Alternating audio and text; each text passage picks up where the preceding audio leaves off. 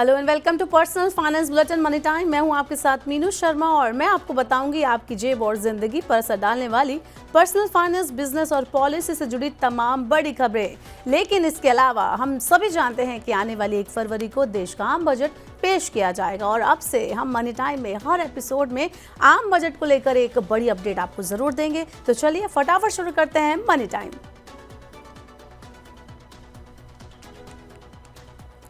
देश के पूर्व प्रधानमंत्री डॉक्टर मनमोहन सिंह को आज पूरा देश याद कर रहा है। 26 सितंबर 1932 को पंजाब प्रांत के गाहा में जन्मे डॉक्टर सिंह का निधन बीते दिन 26 दिसंबर को हुआ। साल 1991 में देश को आर्थिक संकट से उबारने और देश की इकोनॉमी में किए गए उनके महत्वपूर्ण रिफॉर्म्स ने देश की मॉडर्न इकोनॉमी की नींव रखी। डॉक्टर सिंह के प्रधानमंत्री कार्यकाल के समय भारतीय अर्थव्यवस्था 8% की औसत से आगे बढ़ी। उनके निधन के उपरांत 7 दिनों का राजकीय शोक घोषित किया गया है। प्रधानमंत्री नरेंद्र मोदी से लेकर नेता विपक्ष राहुल गांधी और राजनीति जगत के अन्य हस्तियों ने भी आज पूर्व प्रधानमंत्री को श्रद्धांजलि अर्पित की।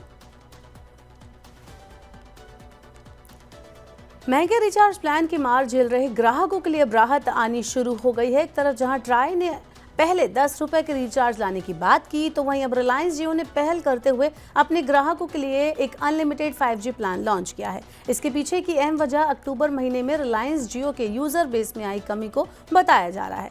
दरअसल रिलायंस जियो ने अपने ग्राहकों के लिए 601 रुपए का एनुअल प्लान लॉन्च किया है, जो अनलिमिटेड 5G डाटा प्रदान करता है। इस प्लान के तहत कस्टमर्स को पूरे साल के लिए अनलिमिटेड 5G डाटा मिलेगा, जिसमें दूसरे ग्राहकों को 12 अपग्रेड वाउचर्स मिलेंगे, जिन्हें वो साल भर में कभी भी रिडीम कर सकते हैं। वाउचर के एक्टिवेट होने पर डेली की 4G डाटा लिमिट 1.5 GB से बढ़कर 3 GB हो जाएगी। हालांकि इस एनुअल प्लान की वैलिडिटी मौजूदा बेस रिचार्ज प्लान के अनुसार होगी, वहीं हर वाउचर की वैलिडिटी मैक्सिमम 30 दिनों के लिए होगी। आपको बता दें कि इस प्लान के लिए वही ग्राहक एलिजिबल होंगे जिनके पास कम से कम 1.5 GB डेली 4G डाटा वाले जियो रिचार्ज प्लान एक्टिव होंगे, जैसे कि 199 रुपए, 239 रुपए, 299 रुपए वाले प्लान। रिचार्ज करने के साथ ही आपके पास 12 अपग्रेडेड कूपन एक्टिवेट हो जाएंगे, जिसे आप माई जियो ऐप के जरिए रिडीम कर सकते हैं। साथ ही साथ आप इन वाउचर्स को अपने प्रियजनों को, अपने दोस्तों को गिफ्ट भी कर सकते हैं।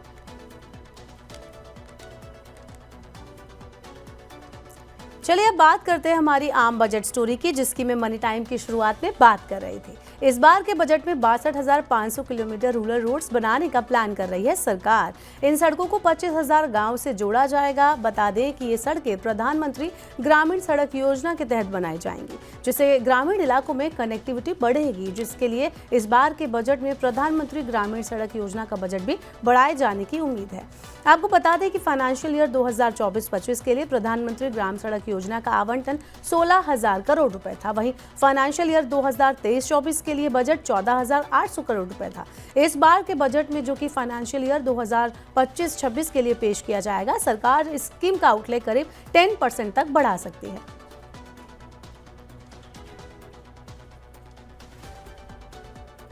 इंडियन इकोनॉमी फिलहाल सुस्ती के दौर से गुजर रही है और अभी ये बात सरकार ने भी मान ली है। इस स्लो डाउन की अहम वजह डिमांड में कमी, जिसकी वजह से शेयर बाजार और फॉरेक्स रिजर्व में बड़ी गिरावट आई है। हालांकि सरकार ने इसके लिए भारतीय रिजर्व बैंक यानी RBI को जिम्मेदार ठहराया है। वित्त मंत्रालय ने अपनी ताज़ा रिपोर्ट में संकेत दिया है कि RBI की मॉनेटरी पॉलिसी और स्ट्रक्चरल फैक्टर्स की वजह देश की इकोनॉमी में आर्थिक सुस्ती आई है।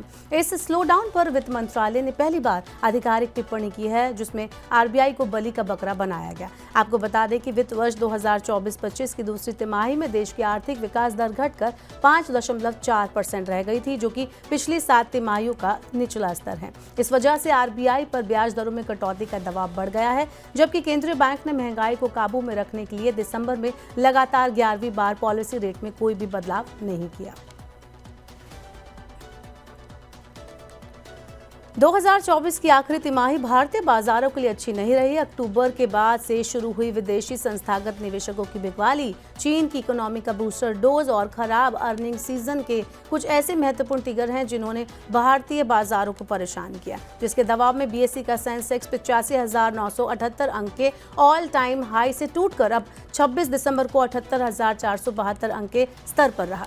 पिछले 3 महीने में सेंसेक्स करीब 10% टूट चुका है। हालांकि गिरते बाजार बाजार को घरेलू संस्थागत निवेशकों ने बड़ा सहारा दिया, जिसमें म्यूचुअल फंड, बैंक और इंश्योरेंस कंपनियां प्रमुख रूप से शामिल हैं। 26 दिसंबर तक के आंकड़ों की अगर हम बात करें तो उसके हिसाब से DIIs ने रिकॉर्ड 5 लाख करोड़ रुपए की खरीदारी की। आपको बता दें कि ये खरीदारी साल में DIIs के द्वारा की गई सबसे बड़ी खरीदारी है। DIIs की मजबूती देश के बढ़ते रिटेल पार्टिसिपेशन को भी दिखाती है।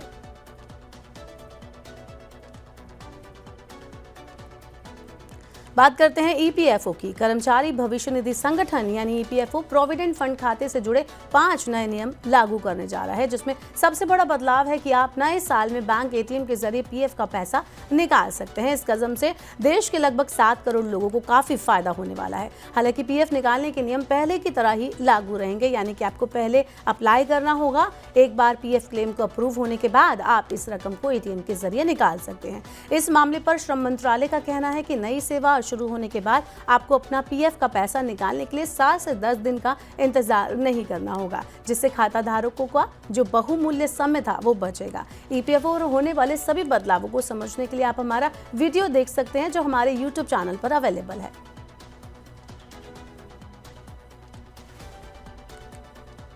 साल 2024 कारों की सेल के मामले में खास नहीं रहा। एक तरफ जहां हर कंपनी के पास गाड़ियों की बड़ी इन्वेंट्री पड़ी हुई है, वहीं एक गाड़ी ने सेल्स के सारे रिकॉर्ड तोड़ दिए हैं और वो गाड़ी है टाटा पंच। आपको बता दें कि साल 2023 में टाटा पंच सेल के मामले में चौथे पायदान पर थी। वहीं 2024 में जनवरी से लेकर नवंबर महीने तक टाटा पंच ने सबसे ज्यादा बिक्री की है। कैलेंडर ईयर 2023 में टाटा पंच की सेल जहां 1,50,182 थी, वहीं 2024 में जनवरी से नवंबर तक इसकी सेल 1,86,958 यूनिट हुई।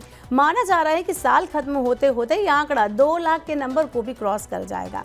टाटा पंच की सबसे ज्यादा बिक्री अप्रैल में हुई। अप्रैल में इसकी 19,158 यूनिट बिकी। बता दें कि कंपनी ने इसे पेट्रोल, CNG और EV तीनों वेरिएंट्स में लॉन्च किया था।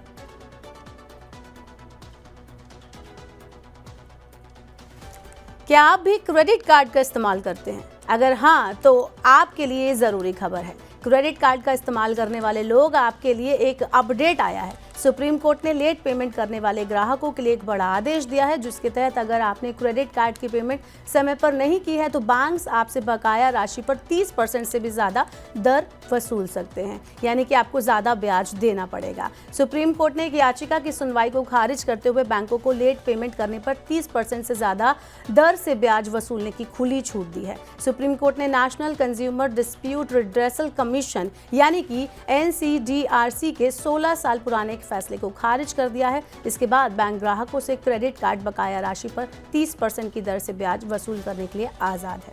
तो आप अपने क्रेडिट कार्ड का इस्तेमाल सोच समझकर करना। तो फिलहाल के लिए ये थी मनी टाइम में आज की तमाम बड़ी खबरें। अब वक्त हो गया आपसे विदा लेने का। अब आपसे होगी सोमवार को मुलाकात। पर्सनल फाइनेंस से जुड़ी खबरों को पढ़ने, सुनने, उनसे जुड़े खास कार्यक्रमों को देखने के लिए आप मनी 9 के YouTube चैनल को जरूर सब्सक्राइब कर लें। साथ ही आज का हमारा मनी टाइम आपको कैसा लगा, नीचे कमेंट बॉक्स में अपना फीडबैक हमें देना ना भूलें। फिलहाल के लिए इस बुलेटिन में इतना ही। बने रहिए मनी 9 के साथ। नमस्कार, शुभ रात्रि।